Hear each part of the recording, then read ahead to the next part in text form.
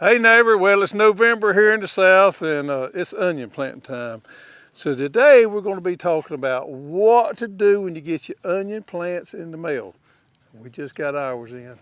Well, actually I just had them to pack this. This is exactly what it's going to look like when you get your onion plants. We started shipping onion plants this week. We'll be shipping all throughout November, probably a little bit into December. Now onion plants, let's do a little unboxing here. How about that? Get my little fancy old case knife out there, and we're going to cut through that pretty hoss tape there, and I'm going to show you the way they come packaged.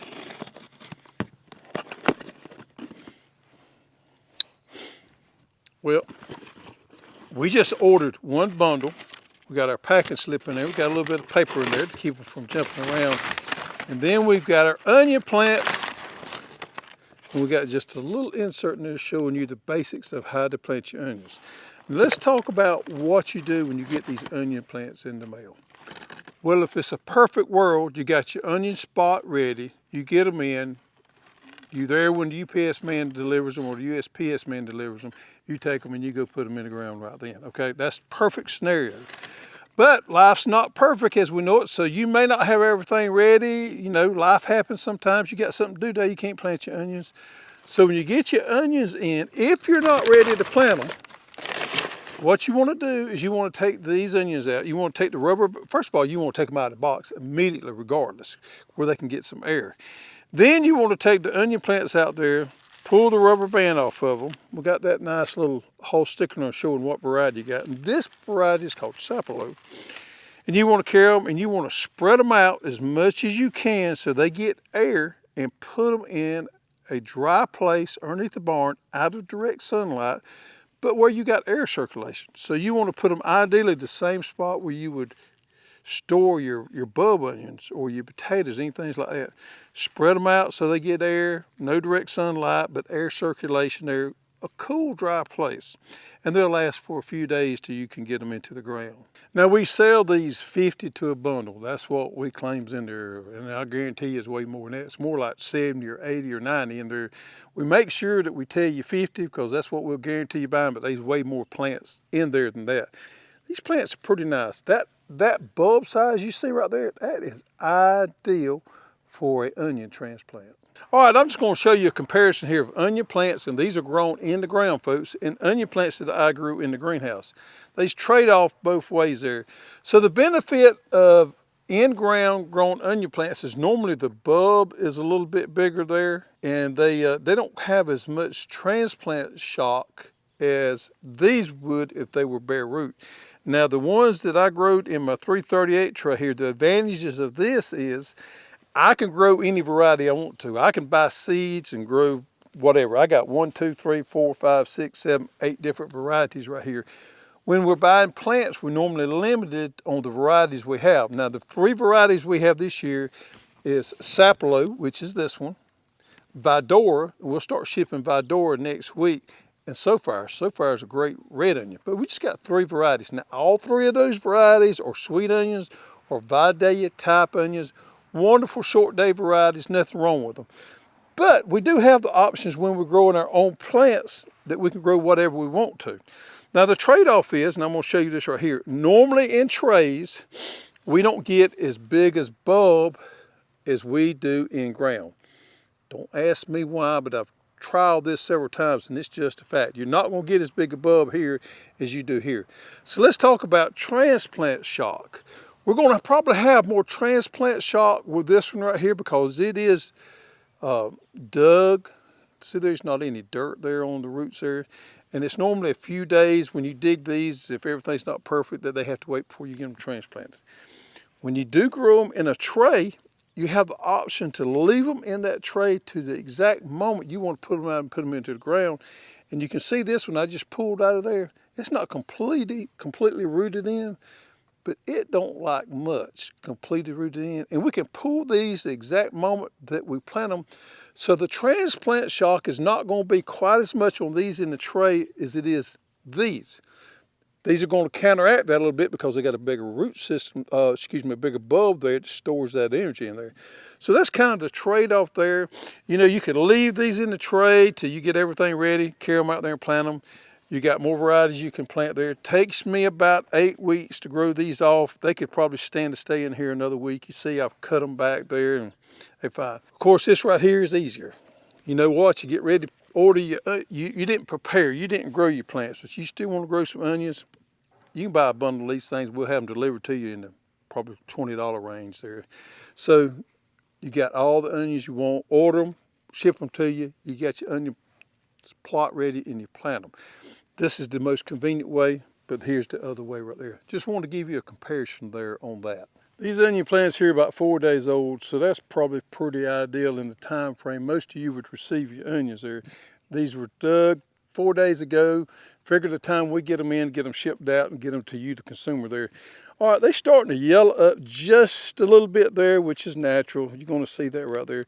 So I got them in today, and I got my onion plot ready. I'm ready to plant, but let's just say that you didn't. Like we talked about earlier, you want to spread them out. I know it's tempting to put water and soil on them, but that's not the way to do it. You want to keep them as dry as possible.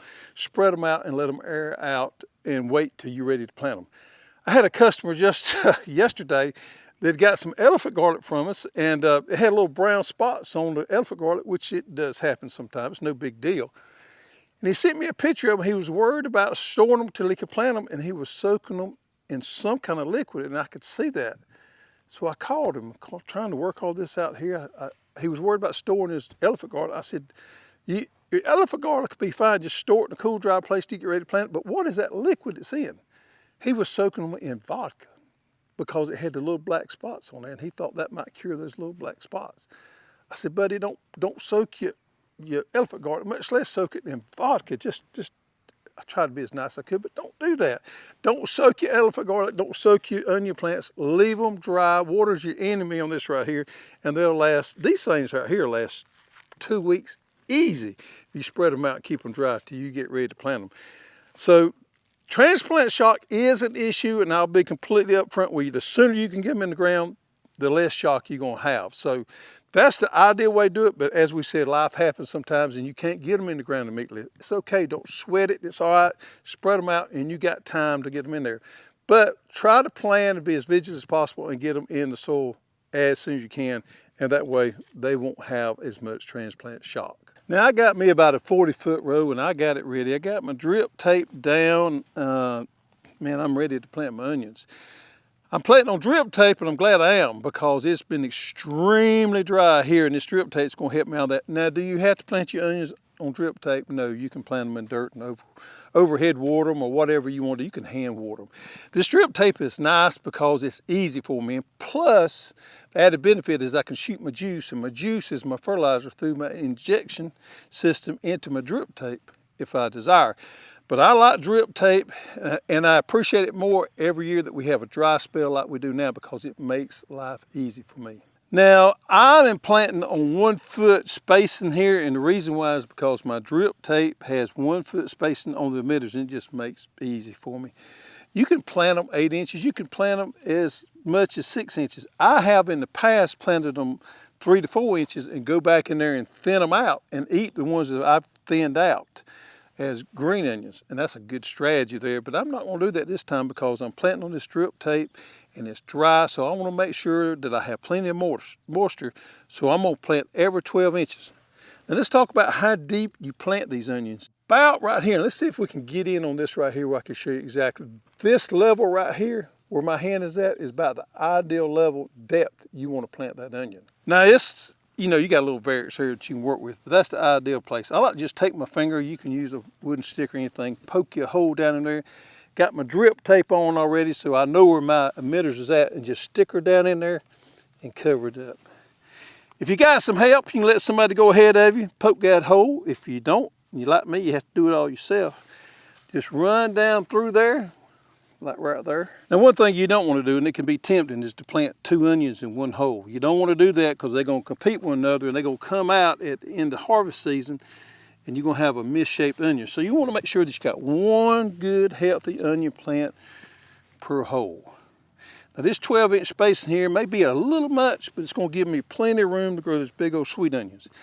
I have got some bunching onions growing elsewhere in the raised bed, so I'm not going to need to come in here and thin these this year to get me no spring onions because I got them growing elsewhere. Hey, if you don't, you could very easily plant one in the middle there if you had the way to water that right there, and you could harvest that one early, about the size of your thumb, and give room for them to grow. It's not a bad strategy at all. All right, so I had about 45 foot a row. I planted 45 plants on a foot spacing. This is how many plants I had left over. It just gives you an idea of how many's in these bundles right here. So I can share these with a friend or some family, or I can just kind of hold them back in case I got one in there I need to replace. Okay, so let's talk about fertility on these newly planted onions.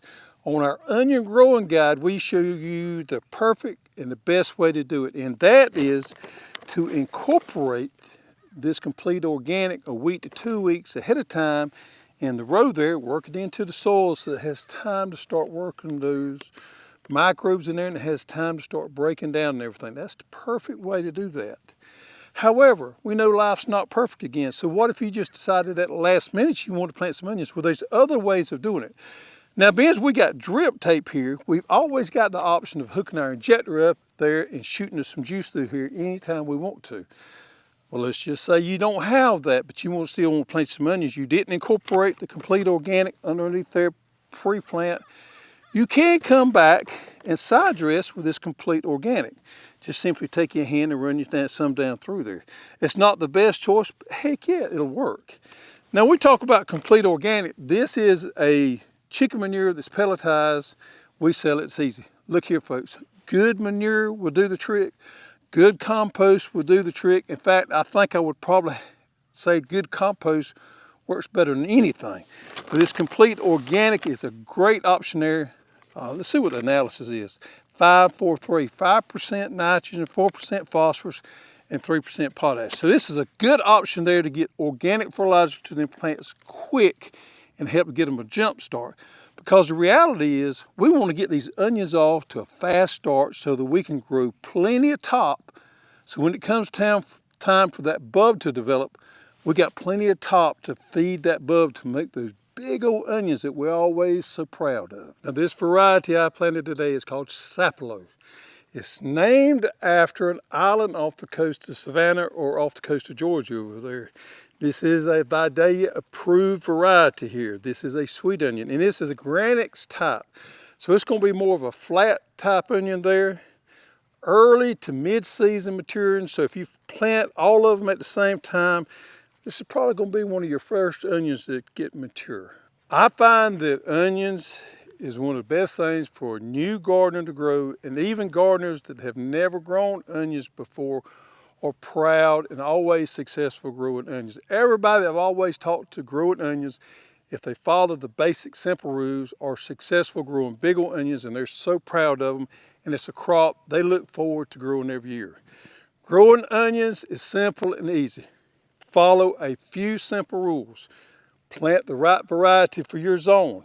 Plant them at the right time and fertilize them correctly, and you will be successful in growing those big old sweet onions that we all love.